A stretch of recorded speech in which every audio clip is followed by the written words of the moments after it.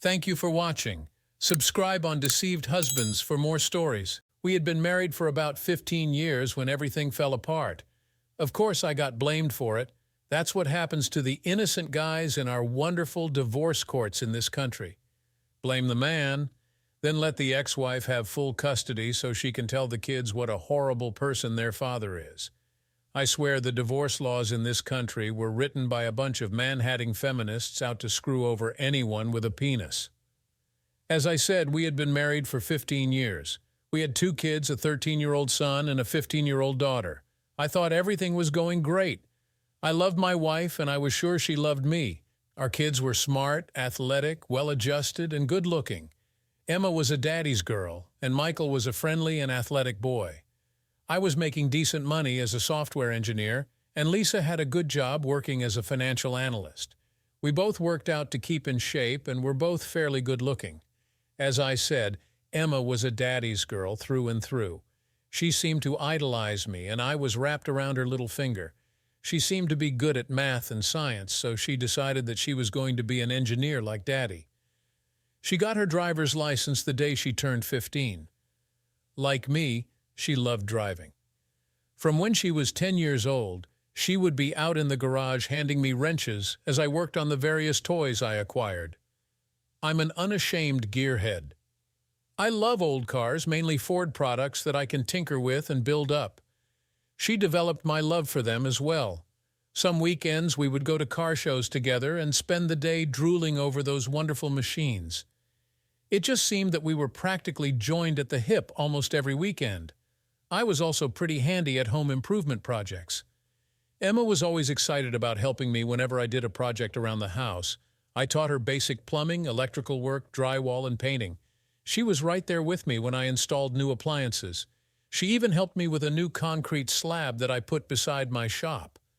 While Emma would go to her mother for female issues, which I was very happy about, it was me that she would come to for advice and help with everything else: homework, drama with her friends, advice on things she was thinking of doing, boys, etc. We were very open and honest with each other. When she got into some trouble, it was my phone she called for help. I had my daddy's girl, and Lisa had her mama's boy. Michael never really got into cars and mechanics like his older sister did. He was a good student, but science really didn't excite him much. He excelled more in English literature and started talking about becoming a lawyer.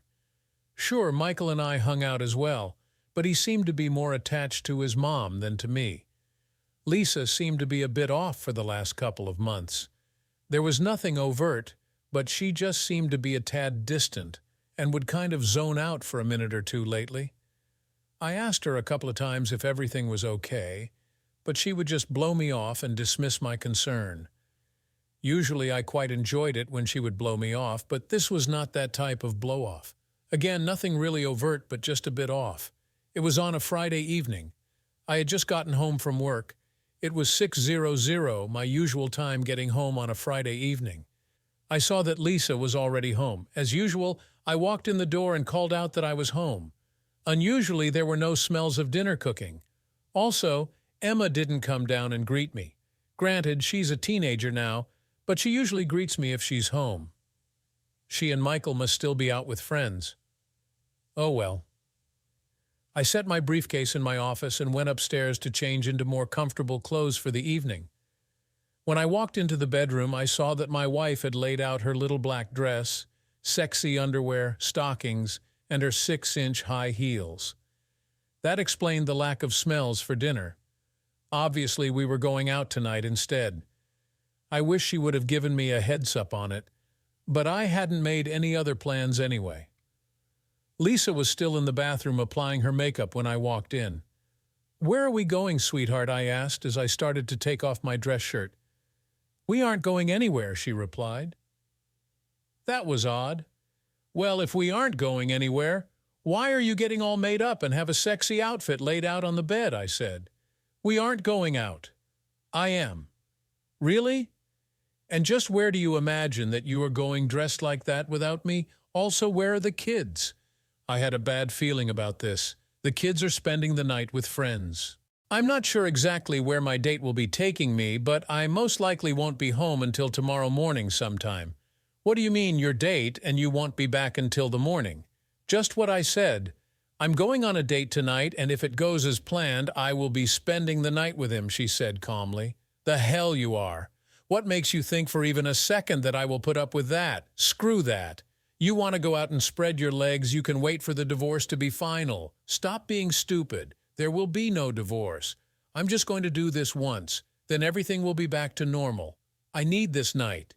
We've been married for 15 years, and I just need to go out once to prove to myself that I'm still attractive to other guys. If you really love me, you will let me have this night, and it won't even be a blip on the radar. Well, if you really loved me, you wouldn't even consider doing this. I do love you, but I need this. I'm getting older, and I need to feel that I am still attractive to other men, particularly younger men. Mark is about 10 years younger than me. He's been flirting with me over the last 6 months, and I decided to finally take him up on his offer. It's just one night of sex to assure myself that I'm still a sexy woman that is attractive to other men. This is just a confidence booster for me. I've been noticing a few lines and a couple of gray hairs have started sneaking in, and I need the boost to my ego. I don't need this, and I'm not going to put up with it. You remember that part of the wedding vows about forsaking all others? You do this, and you are breaking your vows. Don't be silly. This is just a one-night thing. After I get back home, I will never do it again, I promise. Are you stupid, or is it that you believe I am stupid? After breaking the vow you made to me in front of God, family, and friends, do you honestly think that I would ever believe a simple promise from you made in private? Simply put, if you go through with this, we are done. You walk out that door, and I will be meeting with a lawyer as soon as possible. Don't be an idiot. There will be no divorce. I will come home and be the loving, devoted wife I have always been. If you try to divorce me, I will fight it as long and as hard as I can. You will end up losing the house, most of the assets, and I will get full custody of the kids. Furthermore, I will do everything I can to screw up your visitation, and I will put the entire blame for breaking up the family on you. I will make sure that your kids end up hating you. I was shocked at her words. You claim to love me, yet you would do all that to me? Damn right I would. I do love you, but if you try to divorce me, I will fight you on it. I don't want to lose you, so I'm just giving you the consequences of your actions.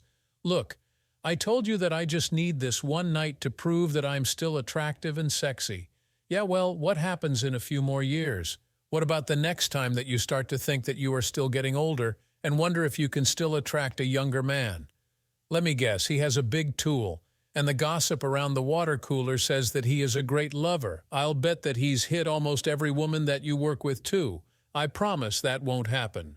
And yes, there has been some gossip that I've overheard. I admit that I am curious, but it will just be sex. There won't be any love involved. You have nothing to fear from him taking me away from you. As I said, this is just a one-time thing to get this out of my system. Maybe you'll even learn a thing or two that will spice up our sex life. A couple of new tricks will liven up our lovemaking. If you follow through with this, I already told you the consequences of your actions. If you call him right now and cancel, we can go through marriage counseling and work to save our marriage. Don't be stupid. We are going to be fine. If you really insist on counseling to heal your bruised little ego, we can talk about it when I get back tomorrow. With that, she continued to get ready for her date. I changed into a pair of jeans and a t-shirt and then left the room. She was downstairs a little while later, dressed in the clothes she laid out. She had her little clutch and was inspecting herself in the mirror by the door. I was sitting in my recliner in the living room. I heard a honk from a car outside. "Hez here. I've got to go. I'll see you in the morning," she said as she walked over to give me a kiss goodbye. I turned my head and leaned away from her. She ended up kissing air. She stood back up and regarded me with a frown. "Fine, be that way. Once you get over your little hissy fit, everything will be back to normal." With that, she turned and strode towards the door. I made one last play. "If you walk out that door, we're done. You better think really hard on whether this is worth throwing 15 years of marriage away." She turned to look back at me. "I'm not throwing anything away. As I said, I'll be back and everything will go back to normal." With that, she opened the door and walked out. I began crying for the loss of my marriage and the woman I had loved exclusively for the last 18 years. 15 years of marriage, 1 year of engagement, and 2 years of exclusive dating. I had no idea how she could do this to me. She had never expressed any dissatisfaction to me. We had a decent sex life, and she never mentioned wanting more. I would have gladly given her more if she wanted it. We hadn't been fighting about anything. Sure, there were some disagreements, as there are with all couples, but we discussed things and came to mutual agreements on them. I had decided what I was going to do if she went through with this. After half an hour, I finally got up and went to work. I guess I waited that half hour for her to come to her senses and come back. Obviously, that wasn't happening. I went upstairs and began my plan. It really wasn't much of a plan, but it was the best I could do at the time. It was a fairly large 4-bedroom house master bedroom, Emma's room, Michael's room, and a large guest bedroom. The guest bedroom was actually a second master bedroom with a private bathroom. We had used it for when either her or my family visited. We would also use it for the kids' sleepovers. Now it would be my temporary bedroom. It took me about 2 hours to completely move out of our old bedroom and into my new bedroom. I was under no illusions about what would happen in our divorce. This was a no-fault state. What that means is that the divorce laws in this state were written by man-hatting feministic witches. Basically, unless the wife was convicted of some major felony and sent to prison for at least a decade, the husband got screwed.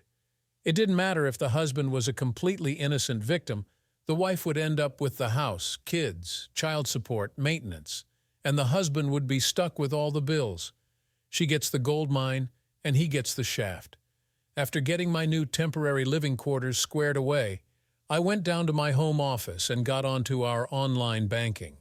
I had opened up another account just in my name a few years ago. It wasn't for any nefarious purposes, it was just so I could buy her gifts, and she would be surprised. We both had access to our finances, and there were a few times when she went to check on our finances and happened to see a purchase I had made for her. Needless to say, there wasn't much of a surprise for her birthday or Christmas. Thus, I opened a new account in just my name strictly for purchasing her presents and keeping her from knowing what she was getting in advance. I decided to repurpose that account now. She knew about it, but she didn't have any access to it. First off, I transferred exactly half of our checking and savings into my personal account. Next, using the remaining money in the joint account, I paid off and canceled all our credit cards. I then applied for a couple of new cards in my name only. Yes, I should have paid everything off before transferring any money, but I decided it was better to pay back whatever a court ordered me to than to try and collect anything from her. I would transfer my direct deposit from work into my personal account on Monday morning when I got to work. I would also have to call our broker and have our investments split on Monday as well. Having accomplished what I could, I got another tumbler of bourbon on the rocks and went up to my room for the night. I finished my drink as I got ready for bed. It was not a good night's sleep. First off, I had gotten used to sleeping next to my wife. The bed seemed empty without her there. Then it was that my mind simply wouldn't shut off. I kept going over what I could have done to prevent this. Should I have tried to force her not to go out the door, physically restrained her, gone out to the a-hole's car with a baseball bat, a gun? Would going to jail have been worth it? It was a long night. I did doze on and off fitfully, but not much. I finally decided to get up as light began coming through the window. I was still tired, so I decided to shower more to help myself fully wake up than anything else. After shaving, showering, and brushing my teeth, I put on jeans and a t-shirt and went downstairs. I ate breakfast and drank a couple cups of coffee while reading the newspaper. It was 9:00 in the morning when Lisa walked back into the house. I was in my office on the computer looking at apartments to rent. I had already researched lawyers and made an appointment for Monday afternoon through their online scheduling. "Good morning, honey. I'm home just like I promised," she cheerfully greeted as she breezed into the house. I just ignored her. Throughout the night and this morning, my rage began to build at what she had done. I realized as I was drinking my coffee this morning that I had done nothing to deserve this disrespect from her. I also realized that there was nothing I could have done to prevent what she did. This was all on her. If I had somehow managed to stop her date last night, she would have just done it again another time. There are a lot of people who say you can't stop loving someone suddenly. Perhaps they are right. What you can do is turn that love into hate. The opposite of love is not hate, it is indifference. With hate, there is still emotion involved. Marriage counselors often can save a marriage, if there is hate, by turning that back into love. If there is indifference, there is no chance at all. All my love that I had for my wife yesterday before I got home had now been channeled into hate. It was remarkably simple to do. All I needed to do was to focus on the lack of respect she showed me. Then I added her threats to me if I didn't go along with it. Adding to that was her dismissive attitude towards my feelings. I had several hours to focus on all that. "Honey, where are you? I'm home, just like I said. I even cleaned up before coming home for you, honey," I heard her calling out as she went around the house looking for me. "Oh, there you are," she said as she opened the door to my office. "I'm back, and now everything can go back to normal," she continued as she came over to my desk. She moved around the desk with her arms out to give me a hug and kiss. I shoved her back. "Keep your filthy, diseased lips away from me, you nasty woman. God only knows what have touched or what nasty has been in that mouth of yours." Her eyes sprang wide open in shock. I had never talked to her like that in all the years we've known each other. I continued before she could even think about responding. "You need to go down to the clinic and get a full battery of STD tests done. I want to see a notarized, clean report from you before I ever allow you to put your filthy paws on me again. As far as sex is concerned, I wouldn't screw your disease-ridden holes with a 10-foot pole even if I put a dozen condoms on it." Over the top? Probably. Did I care? No. I watched her facial expression turn from shock to anger. I was hoping for realization of what she had done and remorse. "I can see that you are still dealing with your bruised ego. I'm going to go up to our room and take a nap. I had a long night and I want to rest for a while. Hopefully you will have calmed down and we can talk later. I expect a full apology for your rudeness this morning." With that, she turned and stormed out of the room. I couldn't help but smile as I anticipated her quick return. I was not to be disappointed. "What the hell did you do?" I heard her scream as she charged back. "Where are your clothes? Where are all your toiletries? What the hell do you think you were doing?" she ranted as she stormed back into my office. "What do you mean?" I asked calmly. "All my things are exactly where they are supposed to be. What are you talking about? Your closet is empty, your drawers are empty, your area on the vanity is empty. What do you mean that everything is where it is supposed to be?" As I said, my clothes are neatly hanging in my closet or folded and in my dresser. My toiletries are sitting neatly where they belong in my bathroom. "They are not. I just told you that your stuff is not in our bedroom," she exclaimed in exasperation. "Ah, now I see your problem. You see, you are still mistakenly thinking of your bedroom as our bedroom. I just told you that all of my stuff is where it belongs in my bedroom." "You mean?"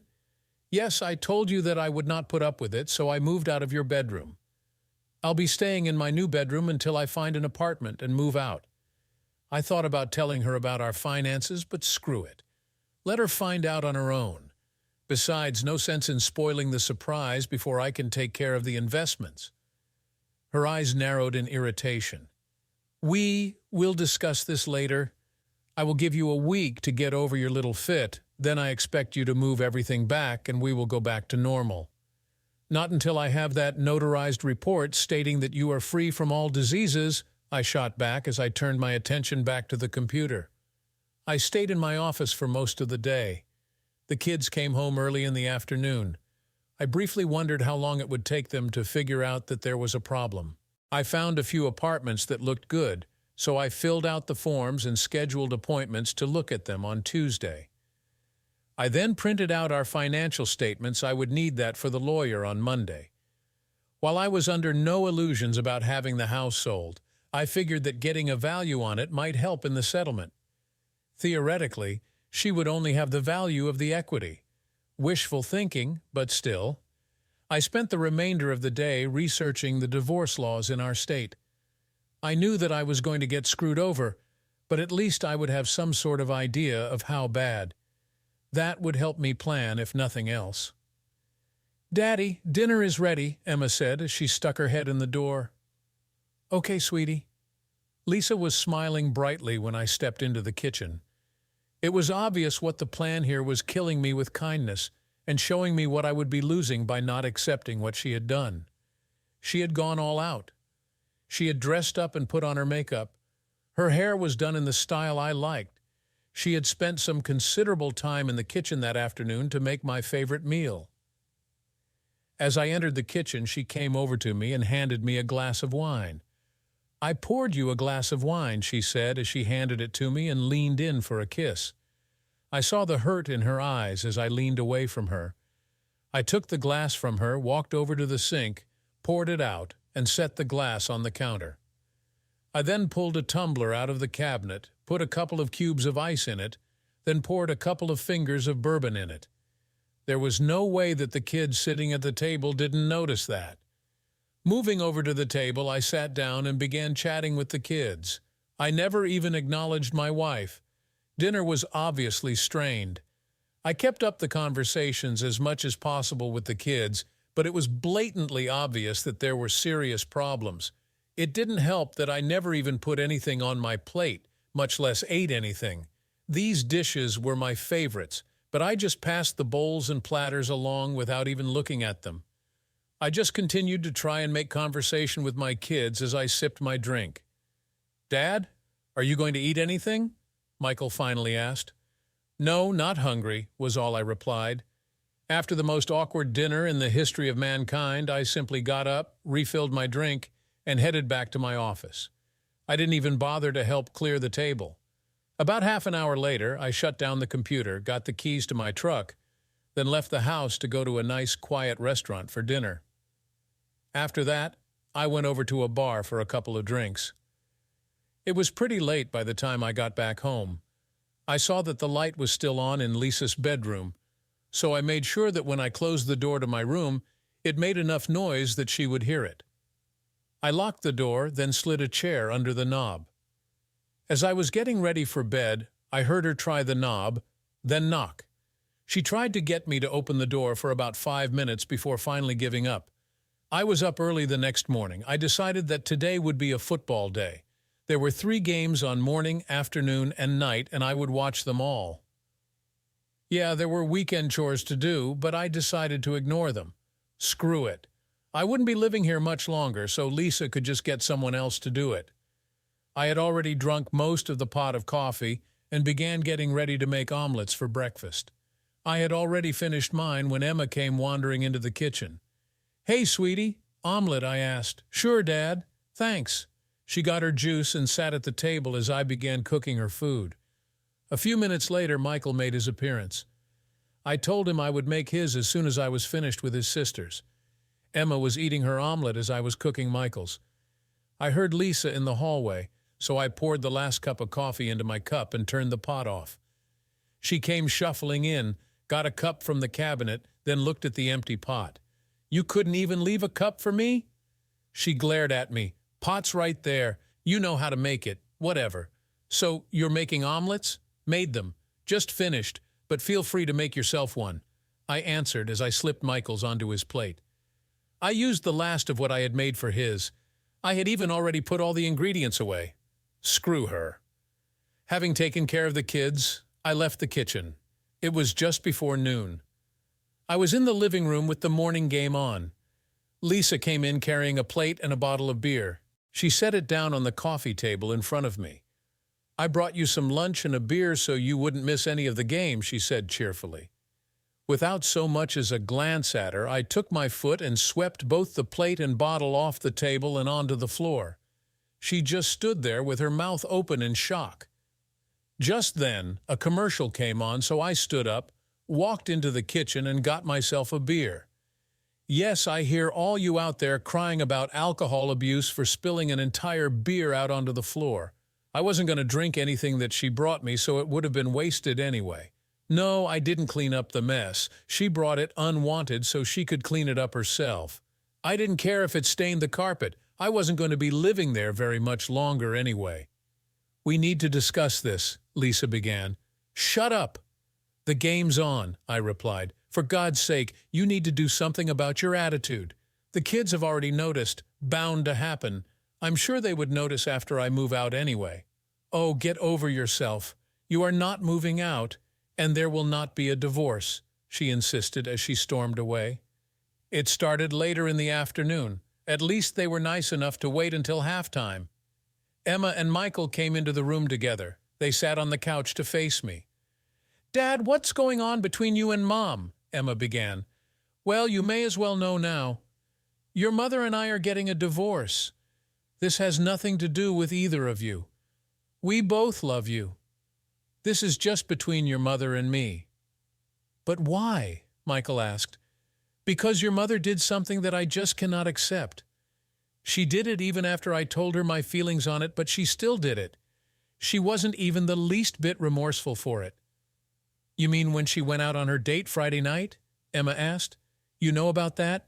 I was actually surprised. "Well, yeah. Mom told us that you weren't happy about it. So you know that she cheated on me then?" "No, she didn't.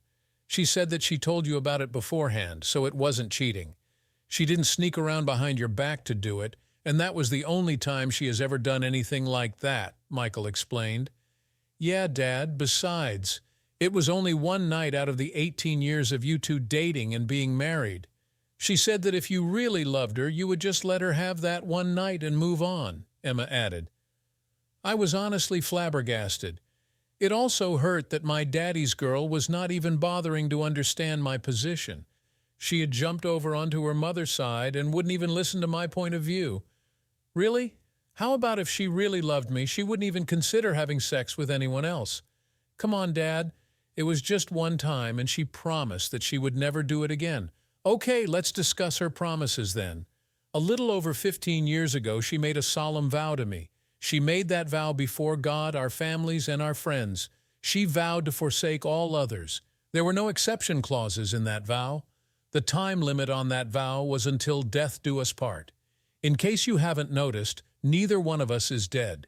If she can so easily break that solemn vow she made so publicly, how can I possibly believe any promise that she makes to me in private? Yeah, but you also vowed to stick with her in good times and in bad times, Michael argued. True. The problem is that your mother breaking her vow broke the contract and released me from my vow.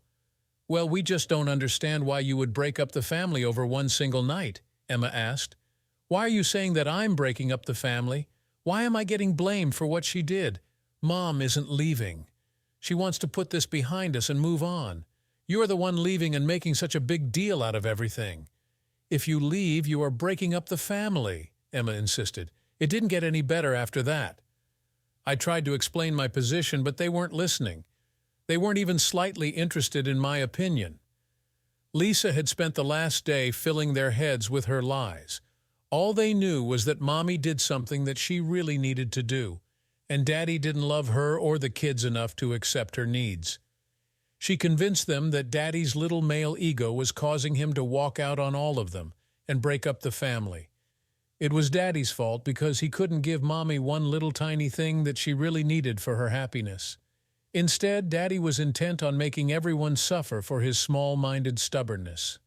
Really, it was just one night out of the 6,570 nights, 15 years at 365 days per year, plus the one extra day on the 3 leap years. They finally stormed out when it was obvious that I was not going to accept their position. I managed to watch the rest of the game in peace. As the game was ending, I began smelling the aromas of dinner being prepared. It was obviously another of my favorites. I just sat there and watched the after-game show as I waited for the night game. It was the top of the hour, and kickoff would be in 20 minutes. Michael came in to tell me that dinner was ready. I simply got up, grabbed the keys to my truck, and began heading for the door. Where are you going? Dinner is being set on the table, Michael asked. I'm going down to the sports bar to watch the game. I'll eat something there, I replied. But Mom fixed he'll be back after the game. I might hang out for a while after it's over, though. I did hang out after the game. They had a really good burger with seasoned fries. The beer was pretty good, too. I only had about 1 beer per quarter, so I was still good to drive. Besides, it was only about 5 minutes from home. Everyone was in bed by the time I got home, so I simply went to my bedroom, locked and blocked the door, and went to sleep. The plate and bottle by the coffee table had been cleaned up by the time I got home. That made me smile. Monday morning, I was up early and out of the house before anyone got up. The first thing I did when I got to the office was call my broker. I explained that I was going to get a divorce and needed him to split all of our investments right down the middle. He created a new account in just my name and moved half our investments into that account. Next up, HR. I took Lisa's name off my retirement account and had them just put Emma and Michael on as my heirs. I also gave them my new bank account information to reroute my paycheck there. Finally, I went and informed my boss that I was about to get divorced, so I would be needing some time off for meeting with my lawyer, court dates, meetings, etc. He was cool with it. My lawyer pretty much told me what I already knew. I had the dick, so I would be getting screwed. There was a slight chance that I could get custody, but that was completely dependent on where the kids wanted to live. They were old enough that the court would take their wishes into serious consideration. Based on the conversation I had with them yesterday, I was not going to count on that. Basically, the only reason for a guy to even have a lawyer for a divorce was for the lawyer to be able to apply lube to their ass before the screwing. Otherwise, they would be drilled without lube. I had him start on the paperwork and asked that he have her served at work on Monday. I didn't even bother going home right after work. It was Monday Night Football, so I just drove over to the sports bar. 3 tacos for $1. I had 3 during the first half and 3 more during the second half. I ignored the text messages and phone calls from Lisa. I did respond to Emma and let her know where I was. Her response to that was not exactly pleasant. I was given the evil eye by all 3 when I sauntered in after the game. I simply went into my office and closed the door. By the time I was done and went up to my room, everyone had gone to bed. Tuesday morning, I was up early and out of the house before anyone else was up again. Work was okay, and I took the afternoon off to look at the apartments. I decided on a nice 2-bedroom unit and put down the deposit. I would be able to move in on Saturday. A trip to a second-hand store netted me a couch, table, and chairs. They were to be delivered on Saturday afternoon. I decided that I liked the bed that I was using, so I was going to take that as well as everything in my home office. They were eating dinner by the time I got home. I snickered when I noticed that they didn't even set a plate for me. That was fine with me. I wasn't going to eat it anyway. I simply went to the refrigerator, pulled out the makings for a huge sandwich, made my sandwich, grabbed a bag of chips and a beer, then went into my office. "Geez, Dad, why are you being such an a-hole?" Emma exclaimed as she came into my office. "Well, Emma, simply put, your mother cheated on me. She completely disrespected me. Then she threw it in my face. I will not put up with that. I very clearly explained what would happen if she went through with it. She went through with it even knowing what would happen. You can't seriously be breaking up the family over that. Come on, it was nothing. It was just sex. Emma, someday you are going to be married. Just think about how you would feel if your husband told you one evening that he had a date with a younger, prettier woman, and he was going to spend the night with her. Well, I'm sure I wouldn't like it very much, but if he promised to come back to me and it was just a one-time thing, I would hope that I would love him enough to get past it. Besides, if he told me about it first, it wouldn't be like he was cheating. Sure.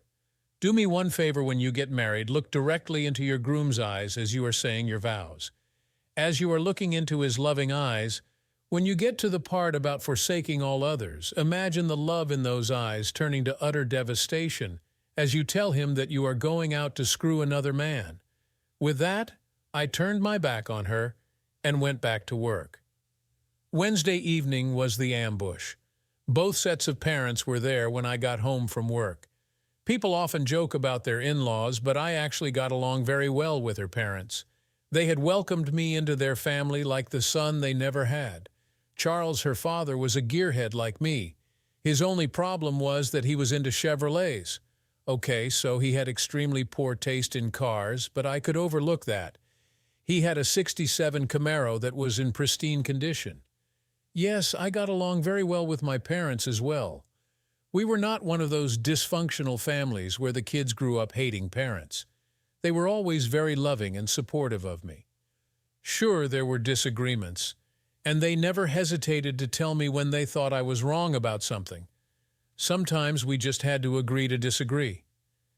So I walked into the house and saw the ambush had been set up. I was a bit confused. I understood why her parents would be there.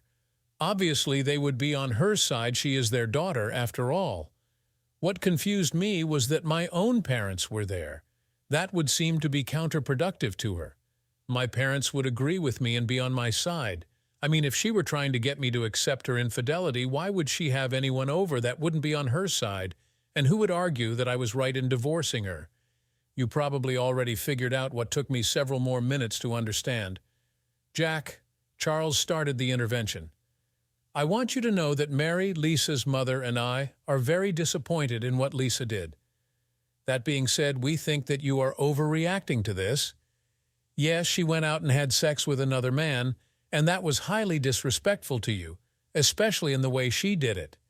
Still, it was just one mistake. You two have been together for a total of 18 years. You have 2 wonderful kids together. Think about all of that. Surely you can get over this one small incident. You don't need to tear your family apart just for one mistake. A small mistake? Seriously? This wasn't a small mistake. She didn't accidentally stumble and end up with his pole accidentally impaling her pleasure holes. This was a planned event. They probably planned it at least a week in advance. Then she uses me only an hour before she was leaving, giving me no chance to fight it. This was a deliberate plan to cheat on me. Son, Mom decided to enter the fray. She didn't cheat on you. She told you about it first. Huh? What? First off, you are correct that she told me. Told me. She never asked. She just said that she was doing it, and I had no say about it. Even when I voiced my strong objections, she didn't care. Speaking of telling, I did tell her that this would happen if she went through with it. Jack, my dad tried. I understand your pain and anger, but think about the family.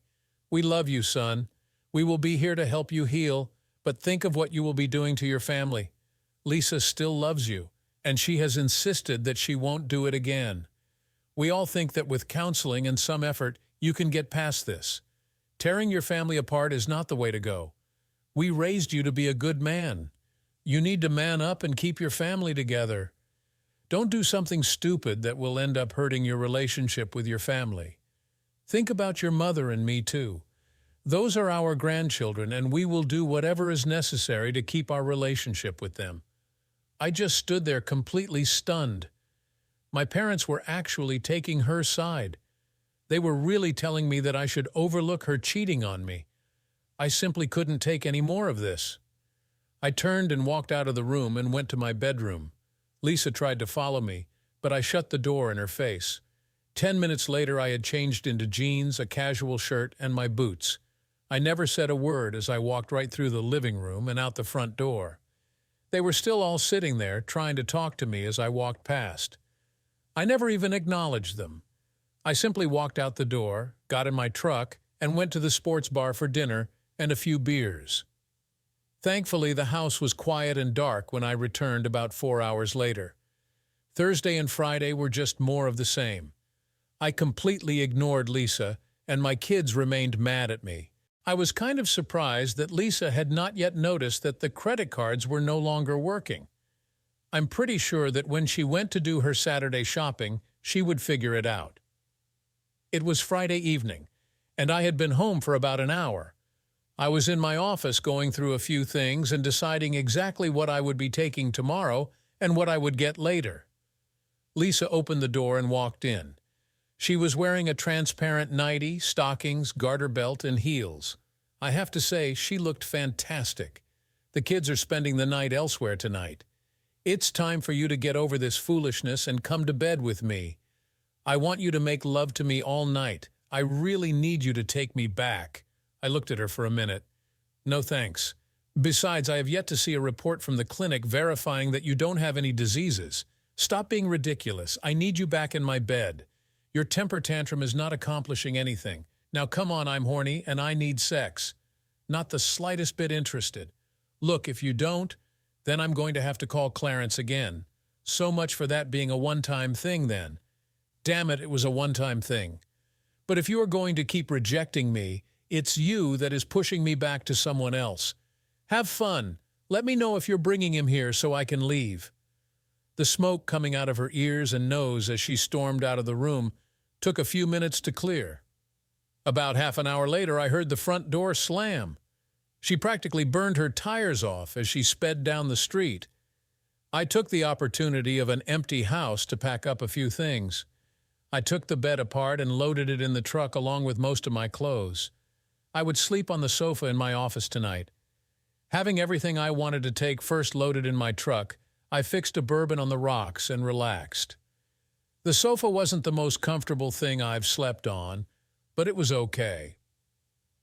Early the next morning, I was at the leasing office and got the key to the apartment. It took me a bit, but I managed to get everything out of the truck and into the apartment. Thankfully, a couple of friendly neighbors assisted. No one was home yet when I returned, so I had a neighbor's teenage son help me load up my desk and office furniture. My computer, printer, and accessories went into the cab. I looked back into the living room and thought, screw it, I'm taking the recliner too. I guess that either no one got home until that evening or no one bothered to look into my office or the spare bedroom. I'm surprised that they didn't notice the missing recliner, though. It was early evening before my phone rang. Seeing that it was my daughter, I answered it. "Daddy, where are you?" "I'm at home, sweetheart." "No, you aren't. Your office is cleaned out, the bed and dresser in the spare bedroom are gone, and your recliner isn't in the living room. Besides, I looked everywhere and you aren't here. Plus, your truck is gone. You are right, I'm not there." "I am at home. I don't live there anymore. I moved into an apartment for now. Maybe after the divorce is final, I'll get another house. But this will do for now." "God, Dad, I can't believe that you were being such in a hole about this. I thought you loved us."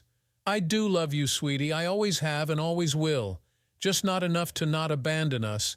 I'm not abandoning you. You will still be able to see me all you want. He'll still take care of you and your brother. You are abandoning us. You left us and are breaking up the family. Your mother is the one that broke up the family. I told her this is what would happen if she went out on that date. She did it anyway.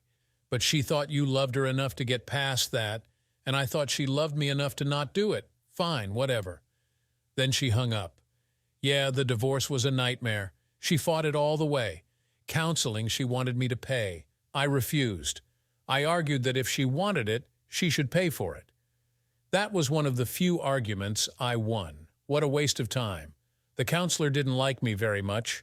I think it had something to do with me telling him that I was ordered to attend, but the judge said nothing about me actually participating.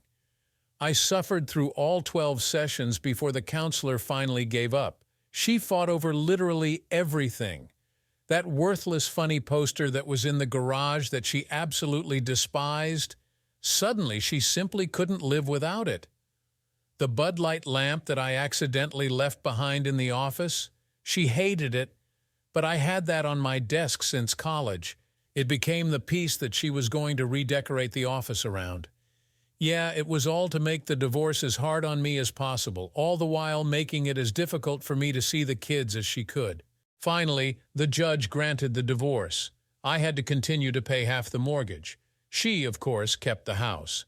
$1,500 a month child support, but I did get every Wednesday evening and every other weekend visitation. What really pissed me off was the $750 a month for 5 years spousal maintenance. It would be voided if she got remarried within that time. I wasn't going to hold my breath. I found out that she had moved Clarence in with her before the divorce was even final. So yeah, half my paycheck was going to her. I cashed in some of my investments and bought a small house that was in serious need of repairs. At least I got it cheap. It even had a 1-acre lot.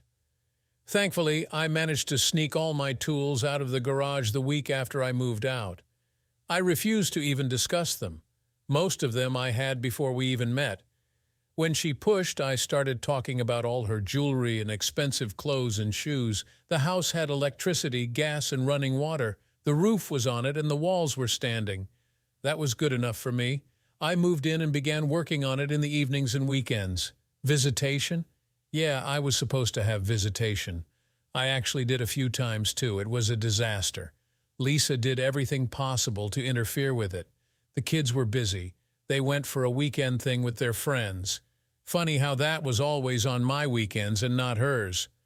Oh, Emma has dance practice on Wednesday. Oh, Michael has a huge test on Thursday and needs to study.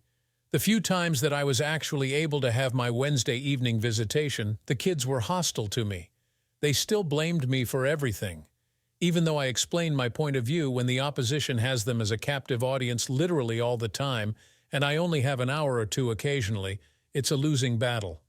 After the third time, they flat out told me that they didn't want to see me anymore. Yeah, I could have forced it, but what would be the point? Forcing them to see me would have only caused more resentment.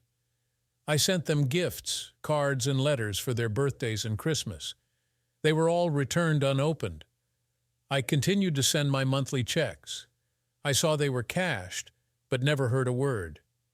Graduation? I assumed they graduated, but I never heard anything about it. I sent a registered letter letting them know about the college funds I set up for them. I did hear back on that, no thanks. Lisa had effectively poisoned my kids against me, just like she said she would. I just concentrated on work the house, and that's about it. I didn't go out or do anything. It's amazing how much money you can save by doing that, as if all that wasn't bad enough. "Hey, Mom," I said when she answered the phone.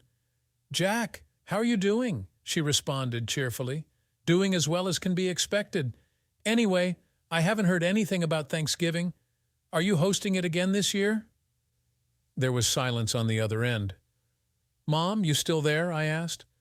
"Oh, well, this is a bit awkward." "Yes, we are, but Lisa, her parents, and the kids are coming over for it. She's also bringing the new man in her life with her. We all just felt that having you here as well would be too awkward for everyone. After all, the kids are still angry at you for abandoning them, and you being here with Lisa and her new man would just make everyone too tense." "Seriously, Mom? You're abandoning your own son on Thanksgiving and inviting my ex-wife and her boyfriend instead? Well, we want to keep our close relationship with our grandchildren. Besides, this is your fault.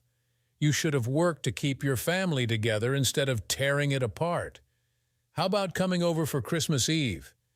Your father and I will be spending Christmas Day at Lisa's house, but we can celebrate it with you the day before." "Forget it. You don't have a son anymore, so save it for the cheating witch and her flying monkeys," I mumbled as I ended the call. I spent Christmas Eve at home watching Die Hard and ignoring the multiple calls and text messages from my mom wondering where I was. I was not in the holiday spirit. I just stared at the packages that I had sent to my kids a week ago. They had been returned to my doorstep yesterday. I did get a wedding announcement after 5 years. Lisa ended up marrying Clarence the weekend after my last maintenance payment was made. Michael's 18th birthday was a year earlier, so I was already done with my child support. Now I was completely free and clear of my former family and my commitments to them. I celebrated by getting drunk. Yeah, not real proud of that, but screw it. I had worked my butt off and given them all the love I could, only to be rejected and treated like crap. Now that all my obligations to the witch and her 2 ungrateful devil spawns were completed, I decided to just put them out of my mind as much as possible. They obviously didn't want any sort of a relationship with me, so I would just forget about them as much as possible and move on. Well, except for one thing that had always bugged me. I had to keep paying half the mortgage on the house. Sure, that ended when Michael graduated from high school, but my name was still on the deed. I think Lisa was under the mistaken impression that the house was hers free and clear. The divorce only said that she got to live there until the children graduated from high school. Now all bets were off. I had a right to half of the assets, and that was a pretty big asset. I contacted my lawyer. To start off with, when we divorced, the house was appraised at around $200,000 with about $130,000 in equity. That was 5 years ago. Since then, we had been faithfully paying on the mortgage, and property values had gone up significantly in our area. By doing a bit of research online, I estimated that the appraised value was now around $320,000, and the equity was more along the line of $280,000. Yes, we only had 40,000 left on the note. Why was I doing this? Well, obviously for the money, of course. Who couldn't use an extra 140 grand? Besides that, there was the fact that it would totally piss Lisa off. She loved that house, and having to give me a penny for anything would cause her to go through the roof, and I was looking for whatever payback I could get for what she did. This would also reimburse me for all the maintenance and mortgage payments I had to make for her. The call came about a week later. Jack, what the hell is going on? Well, Lisa, there isn't much going on here. Just working and fixing up the house I bought. What's going on with you? I do have to admit my surprise at you calling to see how I'm doing. After all, this is the first time you have talked to me since the divorce, you a-hole. I'm not calling to see how you are doing. I'm calling to see why a realtor just came to my house to look at it and get my signature on the listing contract. Oh, that. Well, it should be pretty self-explanatory. Since both of our names are on the title, she would obviously need your signature for the sale. What sale? I love this house and I am not about to sell it. Then when can I expect you to get me the check for my half of the equity? Nice try. I got the house and the divorce. No, you only got the use of the house until Michael graduated from high school. That happened last month. Now we can either sell it and split the proceeds or you buy out my half. If you think that I'm going to give you 100,000 for a house that is rightfully mine, you're crazy. Well, that proves that I'm not crazy. I'm not asking for 100,000. You could have done that 5 years ago. Now, since the equity in the house is more like 280,000, my half comes to 140,000. Factoring in all the expensive furniture that you just had to have, let's just round that to an even 150,000. You're insane. I'm not giving you a dime, she screamed as she hung up the phone. Yes, I was laughing after she hung up on me. Yes, my lawyer did take his cut, but it was worth it a couple months later to see her face as the judge ruled in my favor. I even managed to convince the judge to make her pay the court fees as well as my lawyer for having me take her to court over something that should have been handled out of court. The house appraised for more than I estimated. With the value of the furniture, I ended up with 175,000. They ended up buying me out instead of selling. I was to find out later that it was mostly Clarence's money that was used to buy me out, which leads me to believe that he had a good bit of money set aside before they got married. That kind of surprised me because I thought he was just another office worker. I guess he had some investments or something. It was about a year later when I finished restoring my 1972 Chevy truck. Yeah, I made it a bit more radical than originally intended, but it was a beast. A big block 454 with a bored-out carburetor, new forged crankshaft, 10-1 pistons, a nice heavy cam. I had the heads ported and polished, then had the valves done with double springs, then a blower to top it all off. Yeah, I would probably be passing more gas stations than tire shops, and I would pass very few gas stations. I chromed the valve covers, polished the aluminum on the blower, and used all steel braided hoses. Popping the hood almost required sunglasses. The first time I took it out on the road, I almost wrecked it. I was on the freeway and decided to punch it. Big mistake. The back tires broke loose instantly. I barely managed to hold it straight before I was able to let up off the gas. Note to self, press down slowly on the accelerator pedal. I drove a bit more carefully after that. It was a few weeks later that I saw an advertisement for a car show that was open to the public. Thinking that would be fun, I filled out the form and paid my entry fee. When the day came, I loaded up the '72 Chevy and drove over to the park. I checked in and was assigned my spot. As I was setting up, I noticed a really nice 1968 GTO parked beside me. I set up my shade structure in my area behind my truck. A couple of chairs and my cooler finished my setup. That's when I noticed the attractive redhead setting up chairs behind the GTO. Yes, I said redhead as in singular. She looked about my age. There was one very significant thing that I did not see. I did not see a guy with her, and I did not see any ring on the third finger of her left hand. Of course I looked. "Good morning, I like your car," I said cheerfully. She looked up from what she was doing. "Thanks." "I like your truck too," she said. "Thanks. Have you been to many of these?" "This is my first one. I mean, I've been to car shows before, but only as a spectator. This is the first one that I've ever entered anything in. My name's Jack, by the way. Well, this is the third time I've been in one. My ex took it to a few before, though. I'm Kate, she said. In that case, when you are done, why don't you come join me in the shade? I have a cooler full of drinks, and I could use any information on these shows I can get. We ended up hanging out most of the day. We would occasionally get up and talk to someone about our vehicles, but it was a very pleasant day. No, I didn't win any awards, but I still had fun.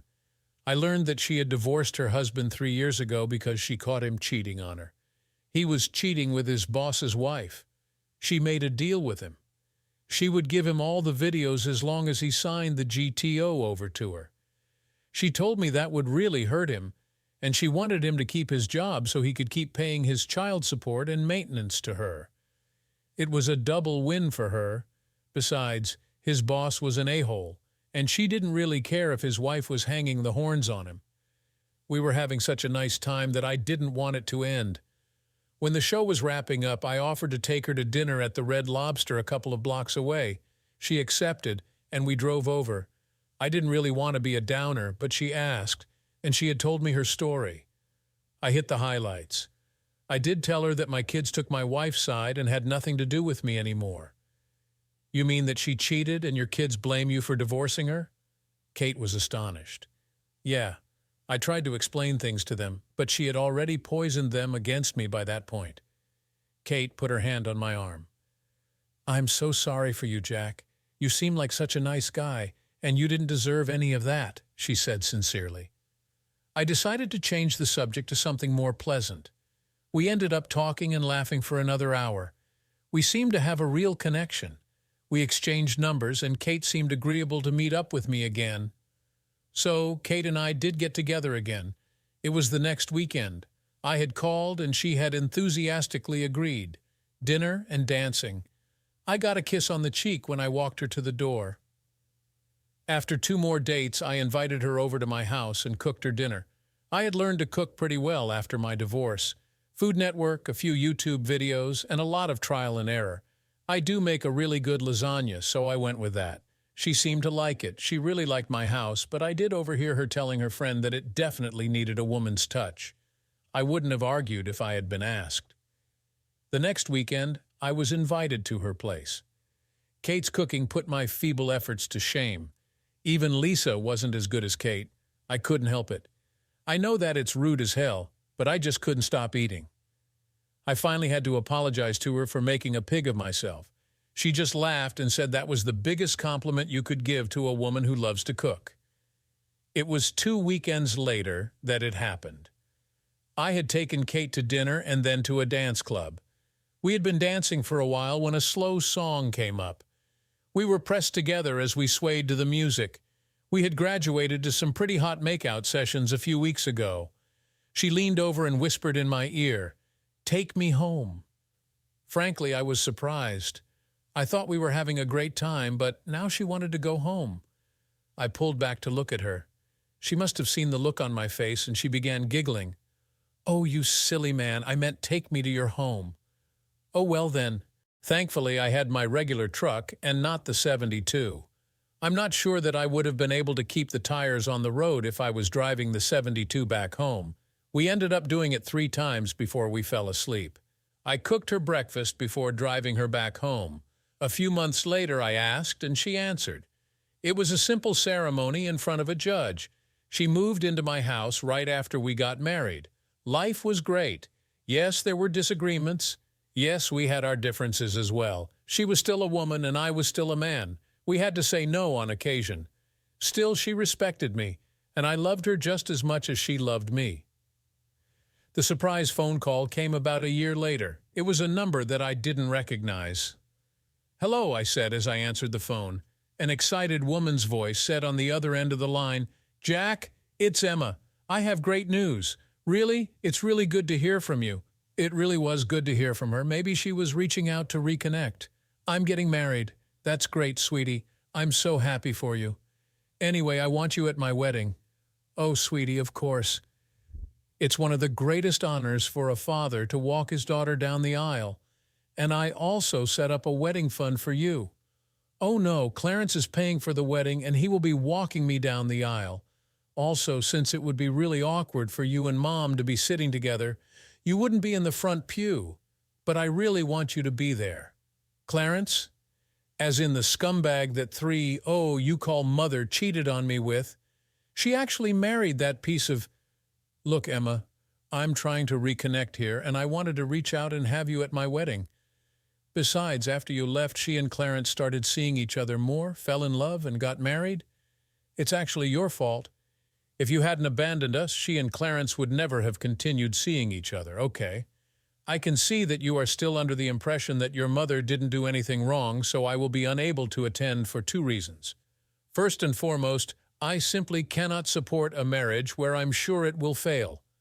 You are more likely to cheat on your husband, just like your mom cheated on me. If he is in any way someone that I would approve of, he would kick your butt to the curb as soon as he found out. Second, you have just stolen the last great honor that a father has from me and given it to a dirtbag that knowingly seduced a married woman. That just goes to show me what a shallow, self-centered you have grown into. Fine. If that's the way you're going to be, don't expect to ever see your grandchildren. If you raise them anything like you are, I want nothing to do with them anyway. Really, Dad? Mom is right. You really are an a-hole. And that's the last I heard of my daughter when I hung up the phone on her. Oh, she tried sending me text messages over the next couple of days, but I just deleted them. There were even a couple of voicemails, but I just deleted them after hearing the first couple of words. It was all the same. It was just my ex-wife's words in my daughter's voice.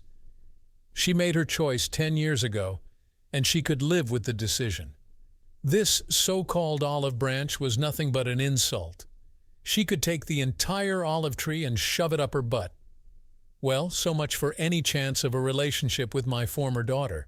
Pretty sure that there will never be a relationship with Michael either. Yeah, it hurt. They still blamed me for what their mother did. I just set my phone down and moped out to the shop. Instead of wallowing in my sorrow, I would lose myself in working on the 1963 Chevy pickup I pulled out of a field a couple of months ago. This one wouldn't be as radical as my 72. I wanted to be able to drive this one a bit more. I was rebuilding a 350 that was just slightly beefier than stock. I never even saw Emma sneak around the corner and pick up my phone. I didn't even realize that she was home. Let's see the story from Emma's side. I was so pissed off at my dad. Here I was trying to reach out to him, and he has the gall to talk to me like that. It was his fault that our family was torn apart. I tried to be nice and invite him to my wedding, and he just throws everything back in my face. I was hoping that he would finally take responsibility for what he did to our family. I looked down and saw my phone ringing. I didn't recognize the number, but there were a lot of calls like that when planning a wedding. Hello?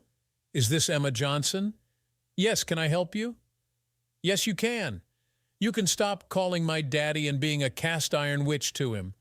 He is the best man that I have ever known, and he doesn't deserve a stupid, spoiled brat like you calling him and reminding him of the pathetic excuses of humanity that you are. I swear you and your family are a waste of breathable air. Who the hell are you? My name is Jenny Williams. I'm your sister. My mom married your former dad, and he adopted me. I love him with all my heart, and I would never even think of disrespecting or dishonoring him in the slightest. You are an insult to daughters all over the world. I know all about what happened. Your 304 of a mother went out on a date completely disrespecting her husband and drilled another guy. The really sad part about all that is that you seem to be okay with that. Let me tell you, my biological dad cheated on my mom. She didn't even hesitate to kick him to the curb. You can also bet your skanky butt that if my mom ever cheated on my dad, I would be right there helping my daddy carry her bum out with the rest of the trash. Yes, even though he isn't my biological father, he is the most decent, caring, compassionate person I've ever met. I'm thinking of sending your 304 of a mother a thank you card for being such a big a hole to let him go. If it weren't for her abject stupidity, I wouldn't have him for a father now. Oh, and you can also tell your grandparents that they have another granddaughter, but I have absolutely no desire to have any sort of a relationship with anyone so despicable as to reject their own son for a cheating 304 and her backstabbing offspring. There's one more thing that you can do for me. As you are saying your joke vows, look in your husband's eyes and think about when he decides to cheat on you.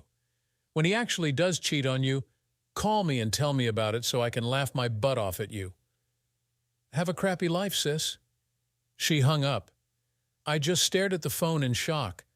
First off, I was surprised to hear that my dad got married. You would think that he would at least send his children an invitation. Then, hearing that I now had a younger sister as well, there was a strange thought that flew into my mind.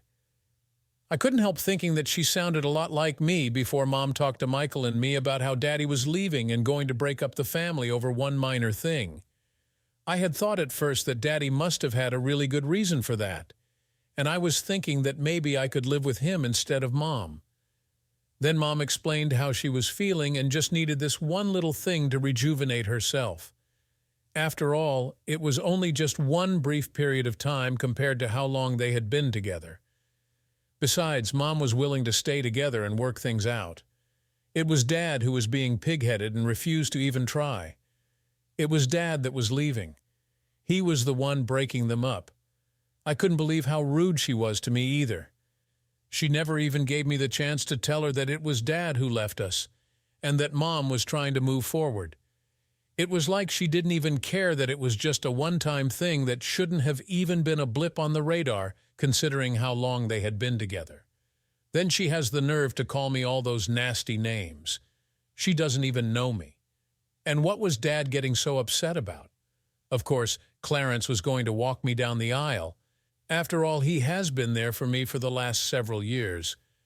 I haven't even talked to Dad since Michael and I told him how mad we were about him leaving. Besides, Clarence was paying almost $20,000 for my wedding. I couldn't even imagine how far the pittance that Dad could put aside for my wedding would go. I was still upset about those phone calls a half hour later when Mom and both grandmas came in. They had been out shopping. Mom immediately noticed my mood. "Honey, what's wrong?" I told Dad about the wedding and asked him to come. After all, I am his only daughter, and I thought that he would want to be at my wedding. I kind of hoped that maybe this would be something where we could build on and maybe start a relationship again. "Oh, that's wonderful," Grandma Johnson exclaimed. "Will he be there? We haven't heard from him since he called about Thanksgiving a few years ago." I sighed.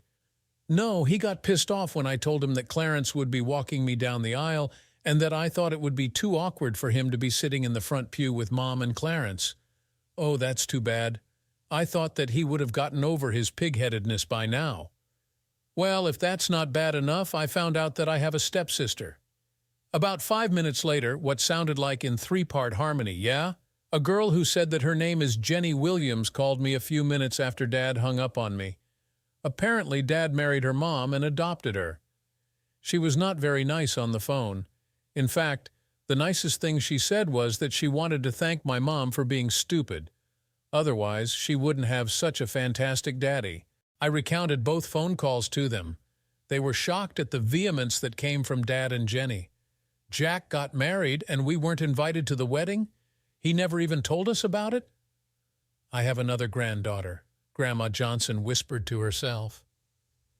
The day of my wedding finally arrived. I briefly thought about what my dad had said and had a moment of sadness that he wouldn't be here on my special day. Oh well, I had reached out to him and he had rejected me. I shrugged it off. After all, this was a happy day. I was going to marry the man I truly loved, the man I was going to be spending the rest of my life with. Clarence was beaming in happiness as he took my arm, and we began walking up the aisle to the music of the wedding march. I was overjoyed as I took in all my friends and family. Both sets of my grandparents were there. Michael was one of Bobby's groomsmen. Everyone was here to celebrate my special day. Tears of joy began to form in my eyes. I looked ahead and saw my Bobby smiling at me as he stood before the minister. As we passed my mother, I could see her beaming at me with pride. She, too, had tears of joy beginning to slide down her cheeks. Clarence lifted my veil, kissed me on the cheek, and said, "Congratulations, baby." He then handed me off to my soon-to-be husband.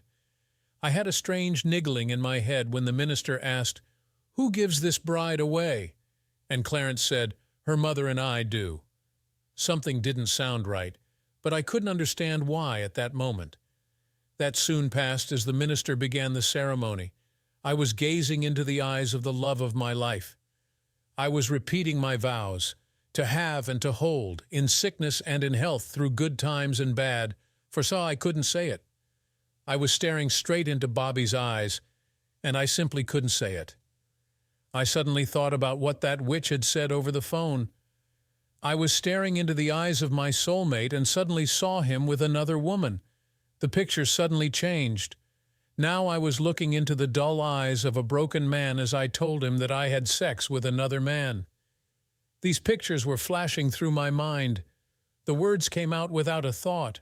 I understand now. If I had thought that we had the rapt attention of the audience before, that was nothing compared to what it was now. Bobby was looking at me with concern. Suddenly it felt as if a weight had lifted. I got the biggest smile on my face that I had ever had. "I finally understand," I said to Bobby. "That's really great, Emma, but what do you suddenly understand?" "Absolutely everything," I answered. Then I got serious. "Bobby, do you really love me?" "Of course I love you. How can you even ask that?" "I have to ask that because I can't marry you today." I swear I could feel the rush of air blow past me as the entire audience gasped in shock. "We will still get married, but not today. This isn't right, and I have to make it right. I'm only getting married once, and it will be for life, so I need to do it right. Baby, what's wrong? Bobby, I love you with everything I have. I'm going to marry you. I will explain everything to you, and you will understand completely, but we need to go and begin fixing things. We will reschedule and have our wedding. You're not leaving me at the altar, are you?" "Not a chance. In fact, you need to come with me." With that, I turned to the guests. "I'm truly sorry about this, but I just can't go through with this today. We are not canceling our wedding. We are simply postponing it. We will let you all know when we schedule the new date. We will understand if you decide not to attend, but just think about what a story you will have about today for years to come. Wouldn't you want to show up next time to see what happens then?" Anyway, to try and make up for some of your disappointment, the reception hall should be ready.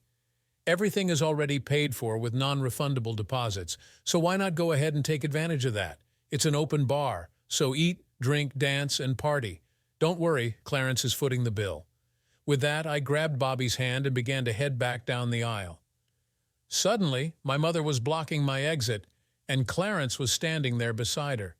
He didn't exactly look pleased that I just flushed over $20,000 down the toilet. I also noticed that all the guests were now focused on this new confrontation. Those that had stood up to begin making their way to the reception had stopped in their tracks to witness the next show. Clarence began shouting a bunch of crap about the money he spent, and then I was going to pay him back every cent for this stunt that I just pulled. Then it was Mom's turn. "Emma, what are you doing? Where are you going?" she asked. "What I'm doing is fixing a mistake I made several years ago." "What mistake?" "The biggest mistake of my life. The mistake I made when I listened to all that you spouted off instead of helping my daddy throw your butt out to the curb. The mistake I made when I blamed my daddy for breaking up the family when it was all your fault for cheating on him. Emma, I am your mother. I'm not a 304, and you will speak to me with respect. Really, Mother? You're not a 304? Once a cheater, always a cheater." As I looked into Bobby's eyes, I suddenly realized how horrible it would be if he ever cheated on me. I realized how badly I would hurt the man I love if I ever cheated on him. I guess Dad was a pretty good role model for me after all. You sure as hell weren't. "What do you mean by that?" Mom asked. I could see a bit of fear in her eyes. "Seriously, Mom, do you think that I don't know about your Wednesday afternoon workouts with Jim Davis, your personal trainer? How they always happen at his apartment instead of at the gym? Funny how you only go to the gym to see Jim. How about how it takes Carlos, your pool boy, an extra hour every 2 weeks because he is screwing your brains out on a chaise lounge after he cleans the pool? What about your gang banging the landscape crew every time after they have finished the yard work? I have some nice videos of that from when I came home early a couple of times in case you try to deny it. And let's not forget how you always tip Mario, your hairstylist, with a backroom blowjob after every hair appointment. At least Clarence is your boss at work, and he doesn't have to worry about you cheating on him with your boss. Am I leaving anyone out?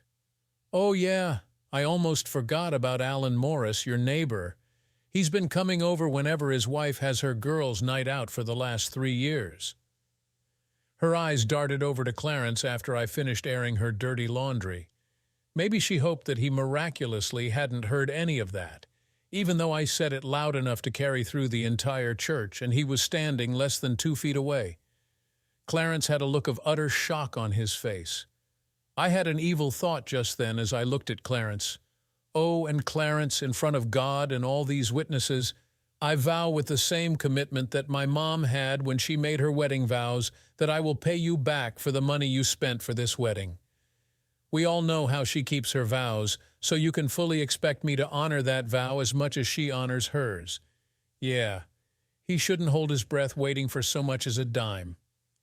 Seeing that Mom was distracted, I pulled Bobby down the aisle. I made a quick stop to talk to the videographer. Yes, he caught the entire thing on camera. He had a big smile on his face as he handed me a copy of the video. He was set up to make a duplicate copy just in case something happened to the original. I quickly scribbled my signature on a release form to allow him to post it on YouTube. I was hoping that it would go viral and increase my mom's shame. Bobby and I dashed out to the parking lot. He had driven his car here, and our bags were in the trunk. We were planning on switching them to the limo before leaving the reception. His brother was going to drive it back to his apartment after the reception. I smiled, knowing that Daddy was really going to like Bobby as I slid into the passenger seat. I got instantly aroused as he turned the ignition, and that huge 440 tri-power engine rumbled to life. Sure, it wasn't GM, but the 1969 Challenger was still a beast. "Where are we going?" he asked as we roared out of the parking lot. "Go west on 156. I'll find the address and put it in Waze," I answered, as I began working my phone. It wasn't difficult. He wasn't really trying to hide after all.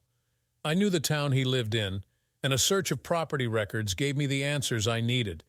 It was about 2 hours away. Now I just hoped that he was home when we got there. We didn't stop to change. I was on a mission, and I didn't want to waste time now. Back with Jack's story. It's not a very normal occurrence when you open your front door and see a woman in a wedding dress and a man in a tuxedo standing on your porch. I mean, if you happened to be a minister and actually lived at the church, I suppose it would happen occasionally. The problem here was that I was not a minister, and I sure as hell didn't live at a church. Even more surprising was that I actually knew who one of them was. I had no clue who the man was, but that was sure as my oldest daughter standing there. My oldest daughter, who made it abundantly clear that she never wanted to see me again. I did seem to recall that today was her wedding day, but I couldn't figure out why she would be here. She should either be at the church reception or on her way to her honeymoon. Standing on my doorstep was the last place she should have been. "Daddy, can I talk to you for a minute, please?" she asked in a very small voice. Still being stunned, I moved back and allowed them to enter. I gestured to the living room where Kate and Jenny were sitting. I noticed the shocked looks on their faces as well. "Emma, this is my wife Kate and our daughter Jenny. Jenny, Kate, this is Emma. I'm sorry, but I do not know who the guy with her is, though." "Oh yes, Daddy, this is my fiancé, C, Bobby Jensen. Bobby, this is my daddy, Jack Williams, his wife Kate, and my sister Jenny," Emma introduced. "Fiancé G.C.? I thought that he would be your husband by now. Didn't you get married a couple of hours ago?" I was confused. That's what I need to talk to you about. I couldn't go through with it today. I can't get married unless my daddy walks me down the aisle. "Daddy, I finally understand. You were right. You were always right. I'm sorry for being caught up in Mom's and blaming you. It was Mom that threw everything away, not you abandoning us. I'm sorry for everything that I said and did. You didn't deserve any of that. I won't make any excuses for my behavior because there really isn't an excuse, except being young, foolish, and listening to the wrong people. I just hope that you can somehow find it in your heart to forgive me and to let me back into your life. I really, really want to marry Bobby. He is a really great guy, and I know you are going to like him. I just can't marry him unless you agree to walk me down the aisle and give me away." Well, this was completely unexpected. I probably should have focused on other things, but there seemed to be an elephant or two in the room. Even though I was really happy that my daughter had decided that I was not the a-hole who abandoned them and wanted me back into her life, my overriding curiosity at the scene before me demanded some attention. "So, Emma, did something happen at the wedding? I mean, you are wearing your wedding dress and Bobby is in his tux, so I'm assuming that you were actually at the wedding."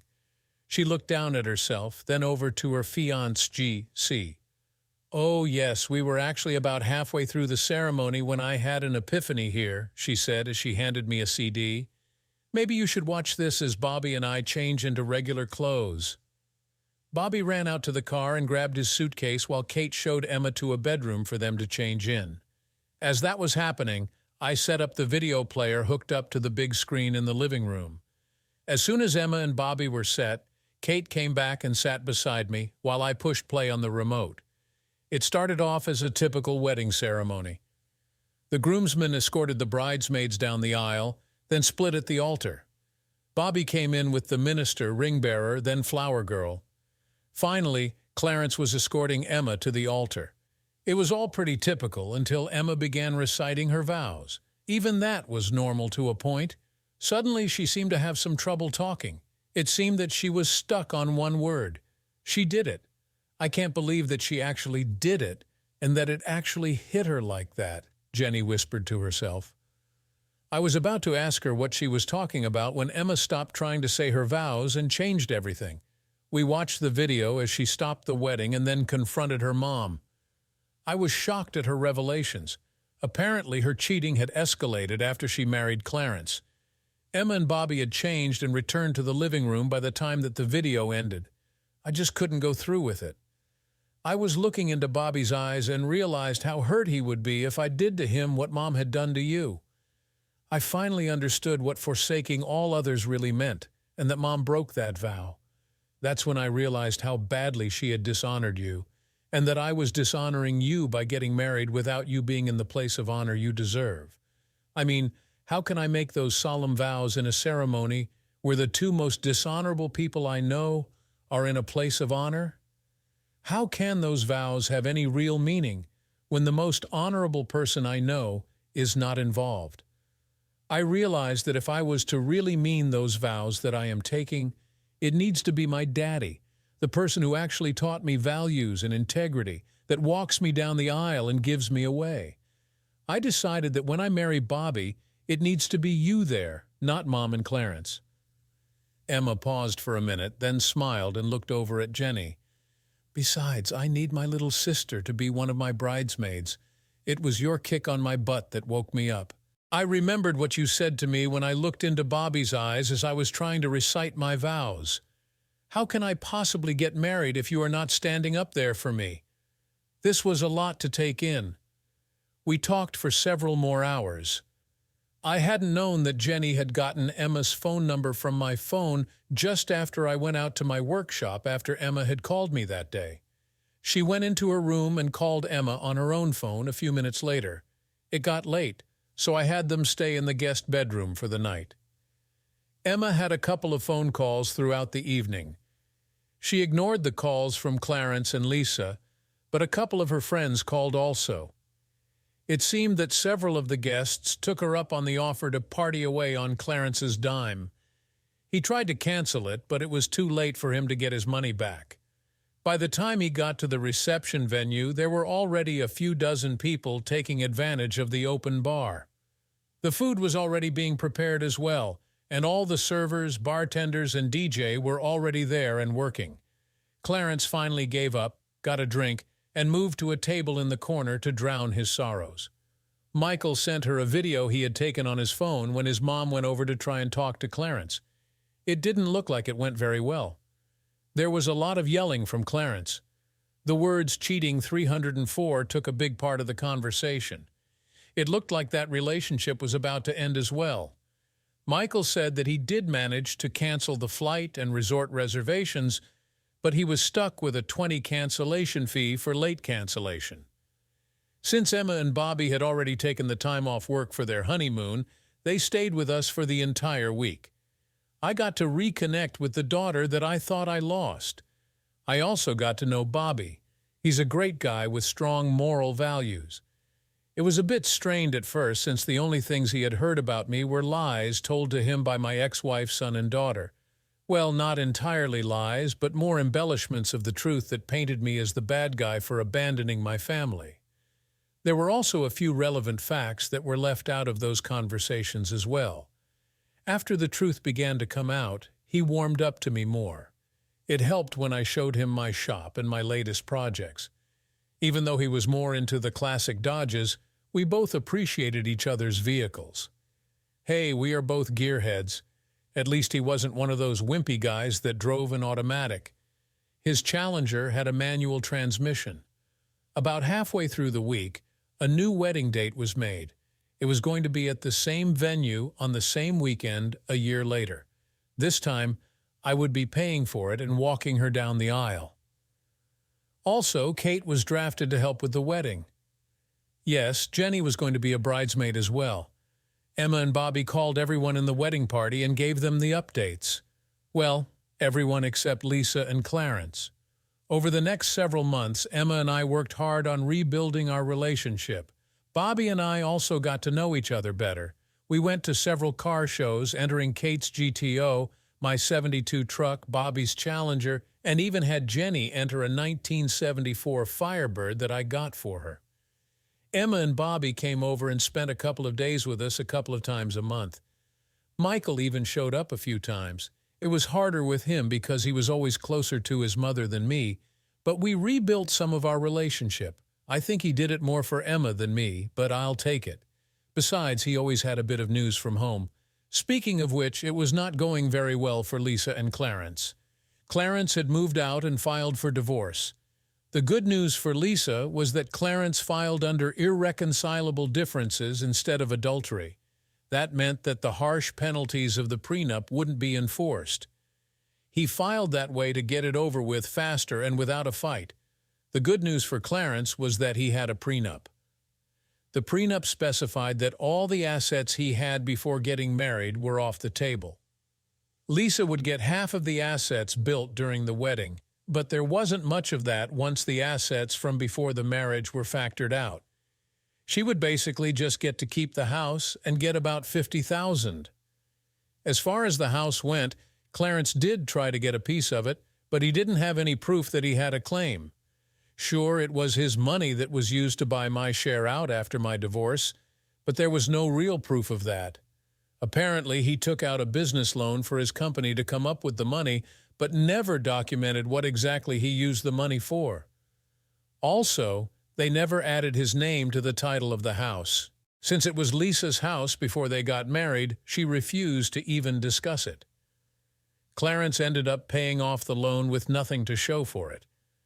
By the time he realized that he wouldn't be getting his money from the house back, it was too late to refile under adultery. Word about Lisa's affair spread, and her standing in the community suffered a big hit. Her friends began avoiding her, and the invitations to parties, charity events, and other events dried up. Even worse for her, since she didn't work and relied on Clarence's money, her financial situation suffered enormously. Clarence learned an expensive lesson. He was out a couple $100,000 from buying out my half of the house. He was out another $20,000 for the wedding that fell apart. He also had to pay Lisa $50,000 in the divorce. Then there was the humiliation. Lisa was angry that her affairs were publicly revealed and that Clarence was divorcing her the way he did. She began telling her remaining friends that she cheated on him because he had such a little dick and didn't even know how to use it properly. That kind of gossip spreads like wildfire. It didn't take long before every woman that he tried to pick up in a bar would simply laugh at him. He became something of a recluse, only going to work and straight home. His social life evaporated. "Ready, Daddy?" my oldest daughter asked. "No father is ever really ready to let go of their daughters, but I am honored to do this for you," I replied. The doors opened. The music began and filled the church. I stepped, beginning with my left foot, and proudly began walking my daughter down the aisle. I did a quick glance and my smile got bigger. My ex-wife was sitting in the fourth row. My wife Kate was at her place of honor in the first row. I would be joining her after I took care of my last important honor for my daughter. Who gives this woman to be wed? As her father, I give her to be wed. I spoke loudly. Love you, Munchkin, I whispered to her as I gave her a kiss on the cheek before handing her off to Bobby. Yes, I neglected to mention my ex-wife. No, it was not all my idea. Emma asked me to do it that way. I then turned, walked over, and sat next to my wife. To have and to hold in sickness and in health through good times and bad, forsaking all others, Emma practically screamed the last part out. Then, with a brilliant smile, she finished her vows. It was a beautiful ceremony. Cheers went up as they kissed at the end. I looked down from the head table. Kate was right beside me. I saw Lisa sitting at a table off to the side. She didn't really look happy. Every time she looked up and saw Kate sitting in her spot, she scowled. I did notice that she was taking advantage of the open bar. Clarence had not been invited. I really don't know if he would have come even if he had been. My last great accomplishment for my daughter was complete. I had walked her down the aisle, given her away to be married, gave a beautiful toast to the newly married couple, danced with my daughter to the father-daughter dance, then danced with my wife while my daughter and her husband and his parents danced to the second song. My obligations were complete. I was sitting at the table beside my wife. My younger daughter was out dancing with one of the posse of boys that were vying for her attention. "Pardon me, Kate, is it? May I borrow your husband for this dance?" I heard a familiar voice behind me request. My wife Kate and I turned around to face my ex-wife. Kate eyed her for a moment before responding. "Just make sure you return him to where you found him," she looked at me. "I trust you, it's her I don't trust to not try anything stupid." I led Lisa out onto the floor. They started up a slow song. It wouldn't have surprised me if she had requested it just for this purpose. I was careful to keep a bit of distance and not pull her in tight. We danced for a bit before she started talking. "You were supposed to give me that one night. We should have moved past that and gone on like normal. This was supposed to be the two of us together today, and you were not supposed to have gone out that night. You should have known me better than to think that I would have been okay with you cheating on me, no matter how many times you did it. I didn't cheat. I told you about it before I did it. I didn't sneak around behind your back. Whether you told me or not is immaterial. The fact that you had sex with someone else is cheating. Besides, I never gave you permission. I told you not to do it, but you did it anyway. I never wanted this. I just wanted that one night. Then we could have been together forever. You know that you are the only man I have ever loved. There was never even the slightest amount of love for him. Besides that, the sex wasn't even that good. He was selfish, and he wasn't even as big as you are. Then why did you marry him? Because you divorced me. Sure, I didn't love him, but I liked him okay. After you left, I didn't want to be alone. I thought that I might grow to love him, but I could never get over you. I did all that to you because I was pissed that you left me. I still loved you, but you wouldn't even talk to me. After that one night, I realized that you were everything I would ever need, and I would never go out with another man again. So why did you cheat on him then? Because he was a dud in the sack. I thought that I could train him, but he refused to take any advice. He would just stick it in, pump for a few minutes, spurt, then roll over and fall asleep. When I couldn't take that anymore, I found a couple of other guys that could actually give me what I wanted. I had no idea that Emma knew anything about it. Even if I knew that she knew about any of it, I would never have figured that she would throw me under the bus like that. I'm sorry for you. We had a really great marriage, but you threw it away for one night of mediocre sex. I don't suppose there's any chance I couldn't help laughing. Not just no, but hell no. First off, even if I wasn't married now, what you did in poisoning my kids against me killed any possibility of us ever getting back together. Now I am married again to a woman I love, and I have another daughter that I love as well. The best I can offer is civility when we are at the same place, and at any events with our children and grandchildren. Thankfully, the song ended shortly thereafter. I didn't talk to her again that night. She couldn't afford the mortgage payments on the house, so she ended up selling it and moving into a small apartment. She got enough money out of the house to be able to live on if she was careful. She did go out with her friends occasionally, but as far as I know, she never had another relationship. Clarence ended up living alone as well. Emma and Bobby had a long, loving marriage.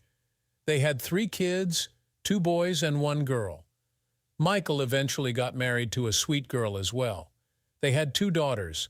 As far as I know, neither one cheated on the other. There are those who believe that I should have sought revenge on Lisa and Clarence. The reality is that there was really nothing I could do to hurt them without either going to jail or having it blow back on me. I decided to just move ahead and live my life as best as I could. There is a saying, the best revenge is a life well lived. I did that and let karma handle the rest. Karma is a bitch, and her stripper name is Vengeance. Clarence and Lisa were not burned, but they did not escape unscathed. No, I didn't have anything to do with it, but I still feel good about myself. I have my wife, my daughter, and my 2 other children back in my life. I am surrounded by people who love me. I have a good life. Ready, Daddy? My daughter asked. No father is ever really ready to let go of their daughters, but I am honored to do this for you, I replied. The doors opened. The music began and filled the church. I stepped, beginning with my left foot, and proudly began walking my daughter down the aisle. My wife was at her place of honor in the first row, smiling broadly. I would be joining her after I took care of my last important honor for my daughter. Don't worry, Daddy. I'm going through with this today. I talked to Emma, and I'm doing it right the first time, Jenny assured me. Thanks for watching this intense story of betrayal and redemption. Do you think Emma made the right decision to confront her mother and reconcile with her father? Let us know in the comments below. Don't forget to like, share, and subscribe for more dramatic tales.